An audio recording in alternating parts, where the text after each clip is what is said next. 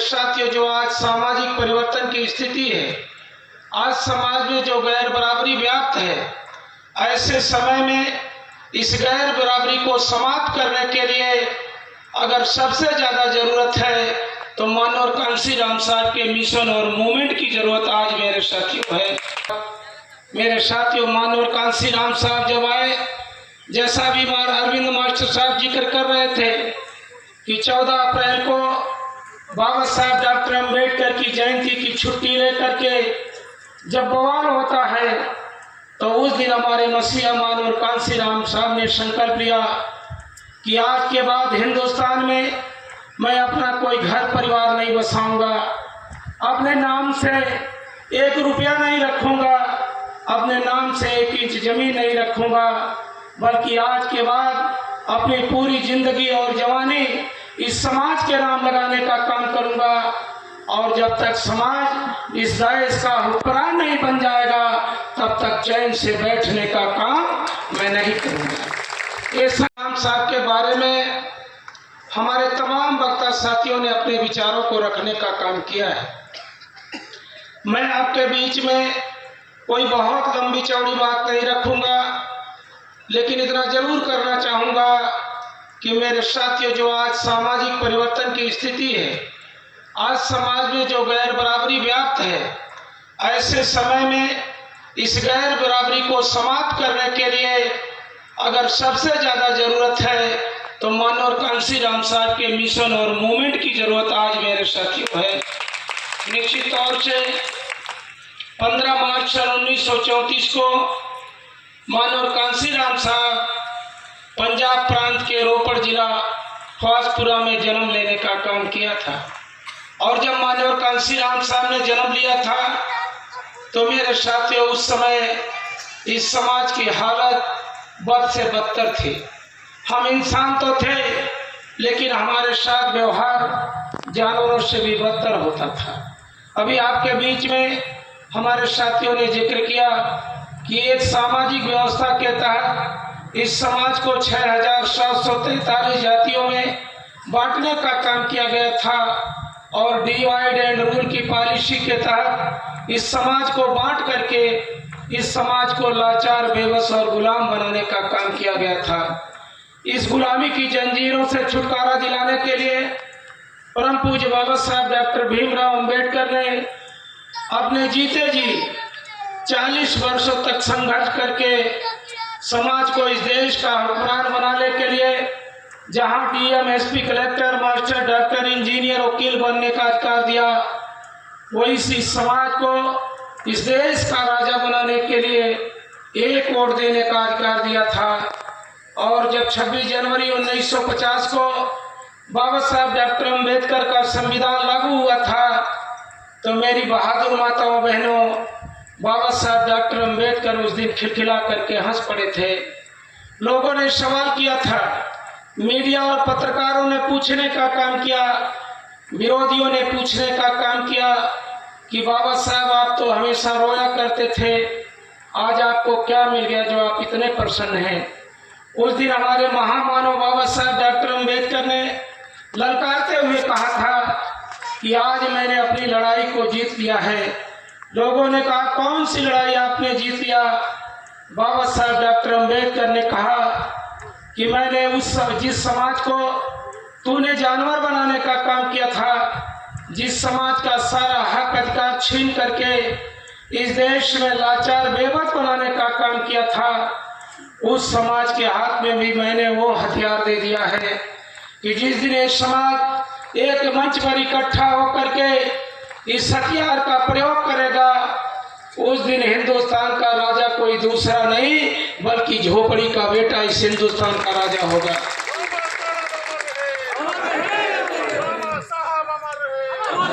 मेरे साथियों, बाबा साहब डॉक्टर अम्बेडकर ने अधिकार दे करके 6 दिसंबर 1956 को दुनिया से विदा हो गए। जब बाबा साहब डॉक्टर अम्बेडकर दुनिया से चले गए, मेरे साथियों 35 साल तक इस कारवां को कोई हाथ लगाने के लिए नहीं आया, बल्कि जो बाबा साहब डॉक्टर अम्बेडकर का नाम लेकर के राजनीति करने के लिए आए, बाबा साहब के कारवां को कोसों दूर ढकेलने का काम किया। लेकिन धन्य है मानवर कांसी राम साहब। मेरे साथियों, मानवर कांसी राम साहब जब आए, जैसा भी अरविंद मास्टर साहब जिक्र कर रहे थे कि 14 अप्रैल को बाबा साहब डॉक्टर अम्बेडकर की जयंती की छुट्टी लेकर के जब बवाल होता है, तो उस दिन हमारे मसीहा मानवर कांसी राम साहब ने संकल्प लिया कि आज के बाद हिंदुस्तान में मैं अपना कोई घर परिवार नहीं बसाऊंगा, अपने नाम से 1 रुपया नहीं रखूंगा, अपने नाम से 1 इंच जमीन नहीं रखूंगा, बल्कि आज के बाद अपनी पूरी जिंदगी और जवानी इस समाज के नाम लगाने का काम करूंगा। और जब तक समाज इस देश का हुक्मरान नहीं बन जाएगा, तब तक चैन से बैठने का काम मैं नहीं करूंगा। ये संकल्प मानवर कांसी राम साहब ने लिया। लेकिन मेरे साथियों, उस समय स्थिति बहुत विकट थी। मानवर कांसी राम साहब ने कहा था, जिस समाज के लोग हुक्मरान नहीं होते, ऐसे समाज के लोगों के ऊपर जुर्म जाती होती है, ऐसे समाज के बहू बेटियों की आबरू लूटने का काम किया जाता है, ऐसे समाज के लोगों का मड़िया और झोपड़ियां जला करके उनको राख और बर्बाद करने का काम किया जाता है। धन्य मानवर कांसी राम साहब। मानवर कांसी राम साहब ने इस सोए हुए समाज को जगाने की अलग शुरू कर दिया। और सबसे पहले मानवर कांसी राम साहब ने कहा, किसी काम को करने के लिए मनी माइंड टाइम की जरूरत पड़ती है। पढ़ा लिखा है, जो बाबा साहब डॉक्टर अम्बेडकर के बदौलत नौकरी करने का काम कर रहा है, ऐसे समाज के पास मेरे साथियों मनी माइंड टाइम है, समय पैसा और बुद्धि है। ऐसे पढ़े लिखे लोगों को तैयार करने का काम किया। सन 1978 में बाम सेव का संगठन बना करके 3 साल में लगभग 3.5-4 लाख लोगों को तैयार करके सामाजिक परिवर्तन की गति को तेज करने का काम किया।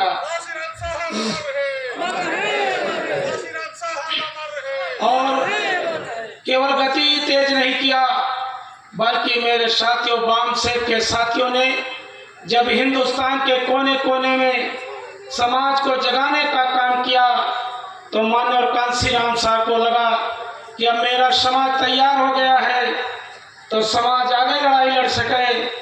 तो उसके लिए DS4 बनाने का काम किया। और DS4 के माध्यम से जब समाज को जगाने का काम किया गया, तो मेरे साथियों, देश के कोने कोने से आवाज आई कि कांसी राम तेरी नेक कमाई, तूने सोती कौम जगाई। ये कांसी राम साहब के लिए लोगों ने नारा लगाने का काम किया। और कांसी राम साहब ने भी, जब मेरे साथियों इस तरह से नारा लगने का काम हुआ, तो कांसी राम साहब ने भी समाज से कहा कि मेरे समाज के लोगों, अगर तुमने ये नारा दिया है कि कांसी राम तेरी नेक कमाई, तूने सोती कौम जगाई, तो मेरा भी नारा आप सुन लो। आज के बाद तुम नारा लगाओ कि वोट हमारा, राज तुम्हारा, नहीं चलेगा, नहीं चलेगा। मेरे साथियों, आज भी उसी नारे की जरूरत है। आज वोट तो आपका है, लेकिन प्रदेश और देश में हुकूमत ऐसे लोगों की है जिनका मेरे साथियों वोट कम है। मेरे साथियों, मानवर कांसी राम साहब ने वोट हमारा, राज तुम्हारा, नहीं चलेगा जहाँ नारा दिया, वो ये भी किया कि तख्त बदल दो, ताज बदल दो, बेईमानों का राज बदल दो। मेरे साथियों, आज मैं आपसे अपील करता हूँ, बातें बहुत हैं, लेकिन आज अगर समाज में सामाजिक परिवर्तन करना चाहते हैं, तो अपने वोट की कीमत को पहचानना पड़ेगा, अपनी ताकत को पहचानना पड़ेगा। और जिस ताकत को आज सामाजिक परिवर्तन के महानायक के रूप में माननीय अखिलेश यादव जी ने PDA बनाने का काम किया है। PDA के तहत माननीय कांसी राम साहब के तर्ज पर समाज के विभिन्न लोगों को इकट्ठा करके एक मजबूत ताकत बनाने का काम करना है।